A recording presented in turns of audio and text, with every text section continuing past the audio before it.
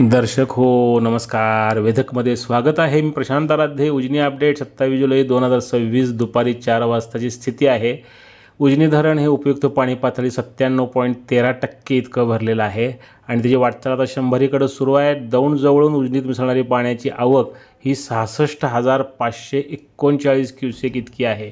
दरम्यान उजनी धरणातून भीमा नदीच्या पात्रामध्ये सोडण्यात येणारा पाण्याचा विसर्ग हा दुपारी 4:30 वाजल्यापासून 15,000 क्युसेक इतका करण्यात आलेला आहे. वीज निर्मितीसह 16,600 क्युसेकनं पाणी भीमा नदीच्या पात्रात सोडलं जातं आहे.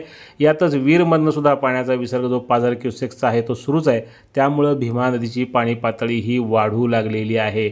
उजनी धरण हे 97.13% भरलं आहे. धरणामधलं एकूण पाणी साठा हा 115.70 TMCचा आहे. यातलं उपयुक्त पाणी हे 52 TMC इतकं आहे. उजनी धरणातून सध्या मुख्य कालव्यामध्ये 2400 क्युसेक, याचबरोबर भीमा सिन्नरजोड कालव्यात 900 क्युसेक, दहिगाव योजनेकरता 90, सिनामाडा योजनेकरता 280 क्युसेकनं पाणी सोडलं जात आहे. उजनी आणि वीरमधून सोडण्यात आलेल्या पाण्यामुळं भीमा नदीची पाणी पातळी ही वाढते आहे आणि पंढरपूरजवळ भीमा नदी ही आता दुथडी भरून वाहत आहे. जुना दगडी पूल जो आहे तो ये जा करण्याकरता भाविकांना आणि नागरिकांना पूर्णतः बंद करण्यात आलेला आहे.